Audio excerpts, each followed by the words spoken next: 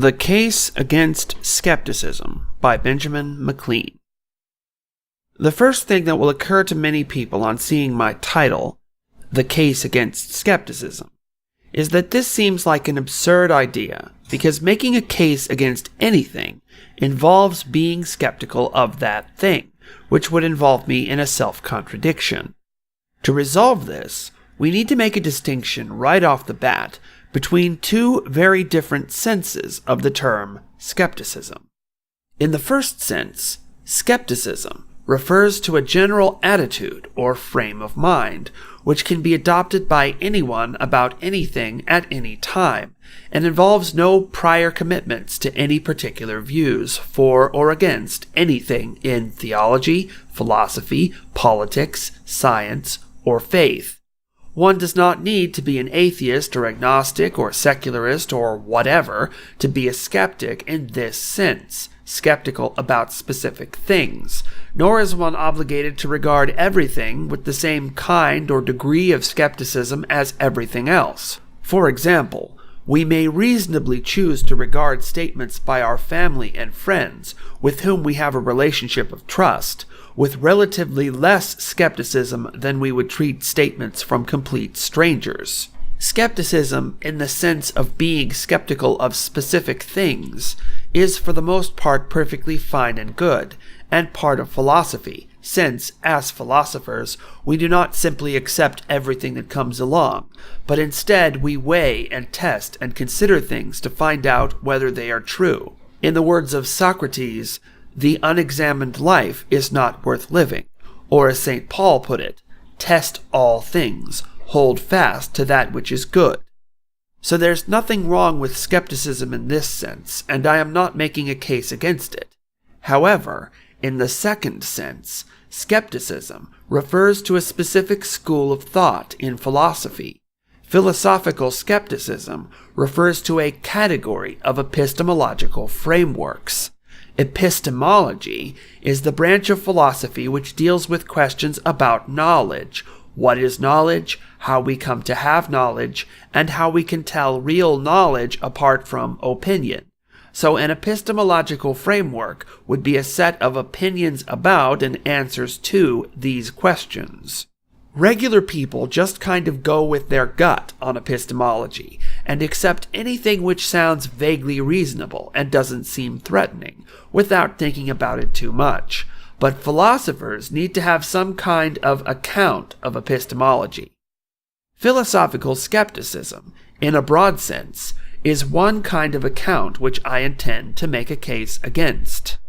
I can talk about my own epistemology another time, but today I am only here to refute philosophical skepticism, and this message should be useful to anyone else who rejects philosophical skepticism, whether they agree with me about other epistemological questions or not.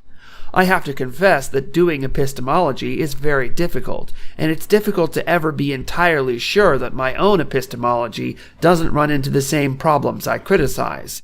If it does, then my epistemology would be refuted, and I would encourage you, for everything I say, to apply the same standard of criticism that I apply to others.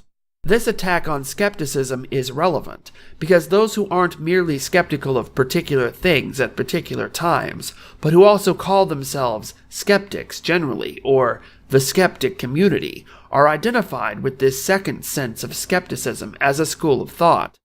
Just because you are ignorant of the history of where your ideas came from does not mean that they aren't in fact your ideas. We are going to walk through a brief history of philosophical skepticism as I explain how all the popular varieties of philosophical skepticism are refuted by different formulations of the same simple, easy-to-remember argument. This means that no matter which popular framework of skeptical epistemology the skeptic community identifies with, whether simple skepticism, or the academic skepticism of ancient Greece, or Enlightenment skepticism, or 20th century logical positivism, or the naive scientism of the so-called new so-called atheists, they will all be refuted by this same argument. Skepticism, in the sense I am addressing here, is that category of views on epistemology which can be stated in the form nothing is true, or you can't know anything, or nothing is true except X, or you can't know anything except for X. The way you can tell a skeptical epistemology in this sense, apart from a non-skeptical epistemology, is that the non-skeptical ones aren't closed or exclusive about possible sources of knowledge. Non-skeptical epistemologies don't claim to make a complete account of all possible knowledge. They only claim to make an account of some knowledge. Instead of, nothing is true except X, they'll say, these things are true, and leave alone the question of what else might also be true. This doesn't mean being open to contradictions. It only means being open to additional as yet unspecified sources or methods of knowledge. For a non-skeptical epistemology, we haven't defined limits of what we know. We've just said that we know some things. Non-skeptical epistemology is thus forwards compatible with new ways and means of knowing. But skeptical epistemology defines limits to exclude anything it doesn't cover from being counted as knowledge, so it is a closed system without this feature of forwards compatibility. In this context, skepticism is anti-progressive. Whenever you hear someone make a statement about what things can and can't be known, like, nothing is true except X, or you can't know anything except for X, try to identify what they've put in for X. What is the exception?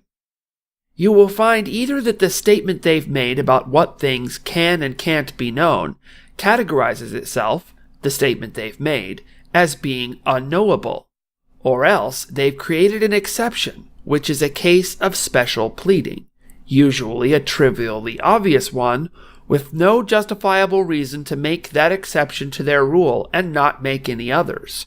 Remember, if other exceptions not included in their rule are even possible as being knowledge, then this shows that their rule is not doing what it claims to do in giving a complete, exclusive account of knowledge. However, most of the popular versions of skepticism are not sophisticated enough to have even made an exception for themselves. Most of them are simply self-refuting. This technique doesn't seem to have been given a proper name, but I'd call it the self-classification problem. This is a very powerful argument because it definitively refutes the skeptics without introducing any external premises that could potentially be contested, relying on reason and the skeptic's own premises alone, and there is nothing new about it. It is as old as philosophy itself. If it were up to me, we'd be teaching this trick to children in school. First, as an easy example, let's apply this to the dumbest form of skepticism known to man, as made famous by Ass in Screed. Quote, nothing is true, unquote. If nothing is true, then it is not true that nothing is true. But if the statement, it is not true that nothing is true and is something, then something is true. But if something is true, then the statement that nothing is true is not true. That's all. The second dumbest form of skepticism I'm going to cover is Scientism. Scientism is the epistemological position that science is the only reliable source of knowledge. There are many obvious problems with this, making it trivial to refute. For one thing, science is an invention of 16th and 17th century Europe, which would mean that accepting this rule would entail the belief that no one prior to that time, and no one in any other part of the world during that time, had any reliable knowledge. Yet, some reliable knowledge is a necessity for human survival, and clearly humans did in fact survive in many times and places without the benefit of science. Therefore, science cannot be the only reliable source of knowledge. However, the real dogmatist of scientism could maintain that reliable knowledge is not necessary for human survival, and that these people survived by luck or some other mechanism. They can weasel out of that one, although at a heavy, heavy cost of blatant absurdity. Another problem is the existence of purely abstract mathematical truths and the principles of logic, but they could get around this by redefining their terms to claim that math and logic are part of what they mean by the term science somehow. But the position that science is the only reliable source of knowledge really is indefensible because it is self-refuting on its own due to the self-classification problem. What experiment or other evidence which is part of science could prove that science is the only reliable source of knowledge? Keep in mind that any such experiment or evidence would have to prove that science is the only reliable source of knowledge as a conclusion without ever assuming that science is the only reliable source of knowledge as a premise. No such scientific experiment or evidence is possible because science just doesn't answer that type of question. The natural sciences answer questions about the natural world, not about deep issues in philosophy such as epistemology, ethics, or metaphysics. Scientism, defined as the epistemological position that science is the only reliable source of knowledge, isn't a scientific claim. It's a non-scientific philosophical claim of the exact kind that scientism is intended to exclude from being considered as reliable knowledge. Scientism can't be demonstrated by the natural sciences and must, therefore, by its own rule, not count as reliable knowledge. And if scientism isn't itself an instance of reliable knowledge, then we can't rely on it. I think I should point out before any idiots accuse me of being anti-science that the claim, quote, the natural sciences are a reliable source of knowledge, unquote, is perfectly fine, is not an example of scientism, and doesn't have this problem. It's the exclusivity, the only part, which is the problem. More serious skepticism really starts out with the skeptic Pyrrho of ancient Greece, who founded Pyrrhonism, aka Pyrrhonian skepticism. Pyrrhonian skepticism, in a nutshell, was the claim that, quote, you should reject dogma and suspend judgment about literally everything, and never conclude that anything is true or false, unquote. That obviously doesn't work as soon as you ask whether it is true that you should reject dogma and suspend judgment about literally everything and never conclude that anything is true or false. If the Pyrrhonian says yes, then they have abandoned their principle. And if they say no, then they have also abandoned their principle. If they do as most actual Pyrrhonian skeptics would almost certainly do, and refuse to answer, instead saying that you should suspend judgment about this question, then they have turned their principle into a dogma by repeating it as a mantra without addressing questions about it, and have once again abandoned their principle, the whole point of which was to get rid of dogma. Pyrrhonian skepticism is the principle that you should have no principles, and is an obvious self-contradiction. Some texts will refer to Socratic philosophy as a form of skepticism, but even though Socrates was very skeptical of many things, Socrates was not technically a philosophical skeptic, because he, or at least Plato, believed in the forms and the immortality of the soul, and all kinds of other stuff which are firmly in the category of not skepticism. I would consider myself to be a Socratic philosopher, and not a skeptic. Probable-ism, aka academic skepticism, is the idea that there is no certain knowledge, but only probable knowledge. The problem with this is that having probable knowledge depends on having certain second-order knowledge by definition. Let's think through why. Is our view that probabilism is true certain or only probable? To maintain their doctrine, the probabilist would have to answer only probable, which means that the probability of probabilism being correct would depend not only on its own inherent probability, but also on the probability of the answer to this question about second-order knowledge being correct. But the answer to the question about second-order knowledge also can't itself be known for certain, but only with probability.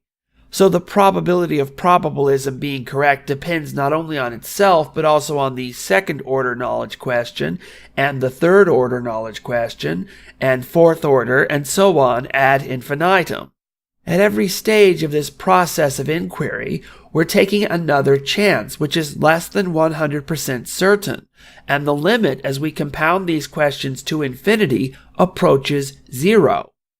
So the more we ask questions about it, the probability of probabilism being correct approaches zero. Once again, like the other forms of skepticism, probabilism cannot classify itself as knowledge under its own rules, not even as probable knowledge. This isn't a problem for probable knowledge in the context of an epistemological framework, which also allows some certain knowledge, because if asked the second-order knowledge question, "But are you certain that we have probable knowledge of this?" the non-skeptic can simply answer, "Yep," and that's the end. In contrast, a probabilist has to keep saying no and keep on compounding the probability. But you've really got to hand it to the ancient Greek academic skeptics who came up with probabilism, because they went from the most easily refuted form of skepticism to one of the most difficult. Moving from the ancients to the moderns, I think that Descartes is a kind of skeptic, but disassociated enough from the normal kinds of skepticism that this critique might not quite work on him. He has other problems I'm not getting into here. The probability of running into a committed Cartesian skeptic these days is rather low. At some point, I will need to study Descartes in greater depth. Suffice to say that Descartes thought you could prove the existence of God using the ontological argument. I don't agree with this, but it puts him well outside the contemporary skeptic community. Now comes the main event, the empiricism of David Hume. If you identify with the skeptic community on YouTube, then I can be pretty confident in saying two things. One, that David Hume invented you. Also, two, that you've probably never read him. And that is absurd. A skeptic who hasn't read David Hume's An Inquiry Concerning Human Understanding from 1748 is like a Christian who has never read St. Paul. They're just flat out uneducated about their own worldview, because David Hume is the single biggest influence behind it. Skepticism is not an intellectual crutch or hall pass to get out of studying. Hume's text is freely available, accessible in its terminology, and clear in its arguments. Go start reading it now, today, so that you understand your own ideas before you try to critique anyone else's. Hume's empiricism is an epistemological framework which places experience in the absolute center of human knowledge. Hume divides instances of knowledge, which he calls perceptions, into two categories: impressions, things we experience, and ideas, thoughts derived from impressions. It's important to note that Hume doesn't merely claim that all ideas are derived from impressions as a conclusion to his argument. Instead, he actually makes that the definition of an idea as a premise, so that if something is not derived from impressions, then it is not an idea by definition. Hume then writes, quote, When we entertain, therefore, any suspicion that a philosophical term is employed without any meaning or idea, as is but too frequent, we need but inquire, from what impression is that supposed idea derived? And if it be impossible to assign any, this will serve to confirm our suspicion," unquote, referring to our suspicion that it is a philosophical term employed without any meaning or idea. Hume seriously expects people to apply this method to resolve disagreements about philosophy. So let's apply it. I have just such a suspicion. I suspect that Hume's own philosophical term, empiricism, is being employed by Hume without any meaning or idea. According to Hume, I need but inquire from what impression is the supposed idea of empiricism derived. I find that it is impossible to assign any. According to Hume, this will serve to confirm my suspicion. Empiricism is meaningless. What is empiricism anyway? It's a claim about epistemology, which is an abstract subject, so it can't be an impression because we don't experience such abstract claims. It also can't be a meaningful idea under Hume's definition of ideas because we can't identify a specific impression it was copied from. It can't even be a complex idea because we can't identify the simple ideas it was derived from or the impressions they were copied from. Most importantly, it can't be an innate idea, which I've heard some internet skeptics claim, because the whole point of empiricism is to deny the existence of innate ideas. Hume's empiricism thus falls prey to the same self-classification problem as most other forms of skepticism. Neither can Hume's empiricism be classified as a proper object of human reason or inquiry without being actual knowledge. Hume restricts objects of human reason or inquiry, what are normally called propositions, into two categories: 1. Matters of fact, and 2. Relations of ideas. Relations of ideas are things known to be demonstrably or intuitively certain, and we know relations of ideas for certain because the contrary of a relation of ideas is unintelligible due to entailing a contradiction. Matters of fact, on the other hand, are ultimately derived from the present testimony of our senses or the records of our memory. But once again, empiricism itself can be classified neither as a matter of fact nor as a relation of ideas. We know empiricism is not a relation of ideas because the rejection of empiricism doesn't entail a contradiction. And we know empiricism is not a matter of fact because we neither directly experience nor remember having directly experienced its being true. Empiricism cannot classify itself empirically.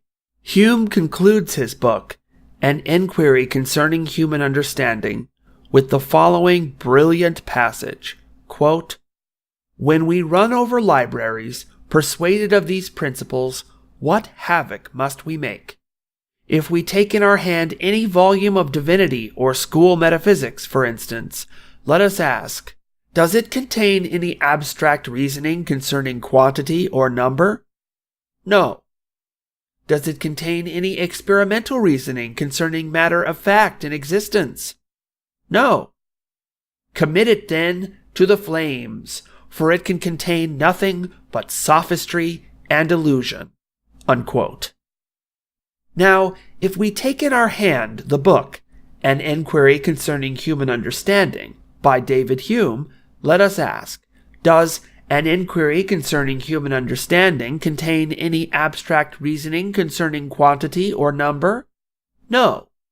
Does An Enquiry Concerning Human Understanding contain any experimental reasoning concerning matter of fact and existence? No.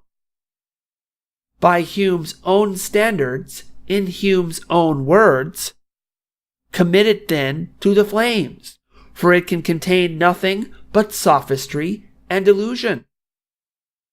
The bottom line here written across Hume's entire text in letters so large that only a philosophy professor could fail to understand them, is that skeptics burn libraries. Hume's predecessor, John Locke, should have reached Hume's conclusions from his Locke's premises, but didn't. In dealing with Hume's epistemology, I believe I have also dealt with Locke's, but I am also a fan of the slogan, "Don't knock Locke," because I find Locke's politics much more helpful than his epistemology. Hume's ideological successors have often claimed to fix, but have never actually succeeded in fixing the self-classification problem. For instance, in The Ethics of Belief from 1877, William Clifford posits, quote, "It is wrong always, everywhere, and for anyone to believe anything upon insufficient evidence," unquote. And he posits this upon insufficient evidence. How could one provide evidence for such a claim about the ethics of belief? One would need to ground any such claim in some kind of more general ethical standard or principle. But that standard or principle couldn't be supported by what Clifford means by evidence because of David Hume's fact-value distinction, aka the is-ought gap. This is often summarized as the maxim, "You can't derive an ought from an is." It means that no set of premises which are strictly about the way things actually are can logically entail any conclusions about the way things ought to be. To get any conclusions about the way things ought to be will always require some premise about the way things ought to be. But any ought premise, any premise about the way things ought to be, would not count as evidence under Clifford's rule that it is wrong always, everywhere, and for anyone to believe anything upon insufficient evidence. Clifford only considers statements about the way things actually are to be evidence, and so, categorically, under Clifford's rule, it is wrong to believe Clifford's rule. The same goes for Bertrand Russell's dogma from On the Value of Skepticism, 1928, that, quote, "It is undesirable to believe a proposition when there is no ground whatever for supposing it true," unquote, since there is no ground whatsoever for supposing this dogma of Russell's to be true. Or at least there is none if we restrict grounds to only include what Russell is willing to count as grounds. For if we are to take Russell's dogma as a purely descriptive statement about what people in fact desire, then nothing could be more obvious than the fact that people do in fact desire to believe a great many things without any reasonable grounds, and therefore Russell's claim that this is undesirable is shown by experience to be false by the fact that people do in fact desire it. However, if we are to ignore Russell's clever phrasing he clearly used with the intention of making his dogma seem like it is merely descriptive, and instead take Russell's statement as a prescription about what we ought to and ought not to desire, then, as previously discussed, it has the exact same problem as Clifford's rule. It excludes belief in itself due to the is-ought gap. So far as I have been able to discover, Russell never addressed this problem with his ideas. The most popular and influential form of philosophical skepticism in the 20th century was called logical positivism, developed by a group called the Vienna Circle. The central tenet of logical positivism was the verification principle, as laid out in A.J. Ayer's Language, Truth, and Logic from 1936. This book was immensely popular and near universally influential among secularist public intellectuals in the mid-20th century, to the point where it became widely mocked as the atheist's Bible. The linchpin of logical positivism, the foundational claim from which the entire rest of the ideology was derived, was called the verification principle, aka the verification criterion of meaning, aka verificationism. This was the philosophical doctrine that the meaning of a proposition is determined by its mode of verification, and that there are only two valid modes of verification for any proposition to count as meaningful. To count as meaningful under verificationism, a proposition must be either 1. Empirically verifiable, or 2. A truth of pure abstract logic, or in other words, a tautology. It is important to recognize that verificationism is not only the idea that propositions which can be verified in this way are meaningful, but also that verificationism is at the same time the claim that any propositions which cannot be verified in this way are definitely meaningless. One may ask, doesn't this conflate what a proposition means with the way in which we can know it is true? The logical positivist would answer, yes, that is what our definition says verificationism means. If your proposition can't be verified in one of those two ways, then it doesn't even get to count as false because it's meaningless. It is a series of words which doesn't mean anything. I personally would consider this to be a reductio ad absurdum against verificationism and logical positivism, but so far I am only explaining what the idea means. One may ask, wouldn't verificationism entail that all alleged propositions derived from introspection, intuition, spirituality, special divine revelation, divination, astrology, numerology, fortune-telling, pseudoscience, etc., are not merely unreliable or entirely false, as is a common opinion, but actually meaningless, as seems counterintuitive, and also that all or nearly all propositions in the entire intellectual disciplines of metaphysics, theology, aesthetics, ethics, political philosophy, and most of the liberal arts are again not merely unreliable or entirely false, but actually meaningless? The logical positivist would answer, yes, you can't even meaningfully think about any of those subjects. And according to the logical positivists, this is not a bug. It's a feature. They don't want to deal with propositions in any of those subjects. They want to dismiss them all as completely meaningless.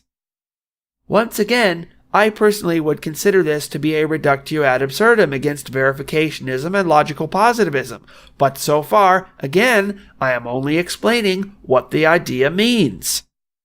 In its heyday, logical positivism seemed to be a philosophical and scientific intellectual juggernaut, the way of the future, destined to resolve all disputes in Western philosophy forever, and entirely replace them with inquiries into mathematics and the natural sciences alone. Yet, today, it is considered by nearly the entire world of secular academic philosophy to have been entirely discredited, and even its most ardently public advocates, including Ayer himself, have turned their backs on it. Why?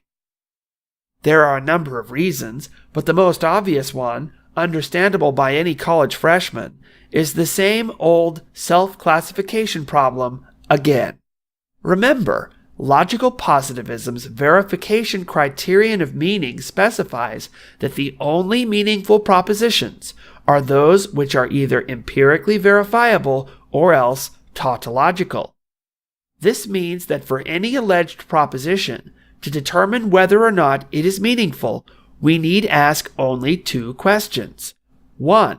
Is it empirically verifiable? 2. Is it tautological? According to verificationism, if the answer to either one of those questions is yes, then the proposition is meaningful. But if the answer to both of those questions is no, then the alleged proposition is not meaningful. This is the method of logical positivism for resolving philosophical problems. Now, let's apply this method to logical positivism/verificationism itself. Is logical positivism empirically verifiable? No. Is logical positivism tautological? No.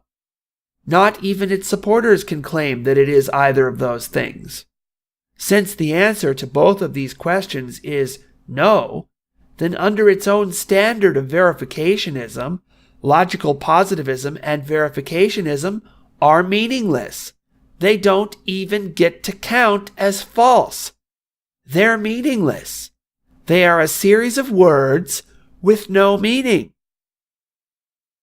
There are those who reject philosophy on the grounds that philosophers never make any progress towards finding the truth because, they claim, any philosophical idea, once it has become popularized, can never be permanently rejected because, they claim, there is no way to test philosophical ideas.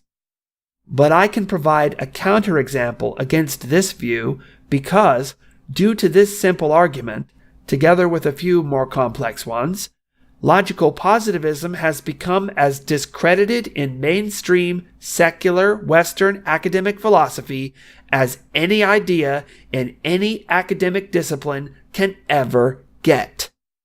The last figure I'm going to briefly discuss is Karl Popper. In his The Logic of Scientific Discovery from 1959, Popper advocated a view that has come to be known as falsificationism. Falsificationism is the doctrine that, in order for any theory or hypothesis to count as scientific, it must be falsifiable, which means that there must be some way that we could tell that it is false if it was false. If it does not have this important and valuable property of falsifiability, then it does not count as scientific. Unlike the other epistemological views which I have already examined and refuted, I actually agree for the most part with falsificationism in the context that Popper originally offered it, as a way of telling apart those ideas which are scientific from those ideas which are non-scientific. Unfortunately, myriad philosophically ignorant followers of Popper over the years have attempted to turn falsificationism into a form of general philosophical skepticism by claiming that falsifiability is a criterion for meaning, truth, goodness, believability, credibility, or worthiness of consideration. This view is simply the naive scientism, which I have already refuted. But I would like to reiterate that Popper himself is, to the best of my knowledge, innocent of that particular stupidity. He even recognizes the necessity of metaphysics, which I may discuss another time. In regard to the collapse of logical positivism, we must ask, why did nearly an entire generation of the world's most educated people overlook logical positivism's obvious fundamental flaws? The answer is because they wanted to believe in it. They wanted to believe in it specifically because they wanted to get rid of God. And they wanted to get rid of God in order to get rid of morality, especially Christian sexual morality. Logical positivism offered them a way to get everything they wanted in one fell swoop. They could dismiss everything from the past, everything that came before them, as foolish, meaningless hogwash, and they wouldn't even need to defend their point of view because they could simply describe anything they disagreed with as meaningless. Logical positivism was skepticism's dogma.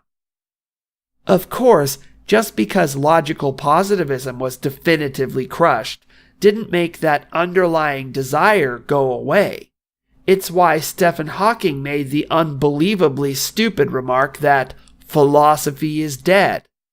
The currently reigning analytic tradition in philosophy is still filled with people who want the kind of conclusions logical positivism promised, without having to commit to the premises it needed, which made it vulnerable to critique and led to its downfall.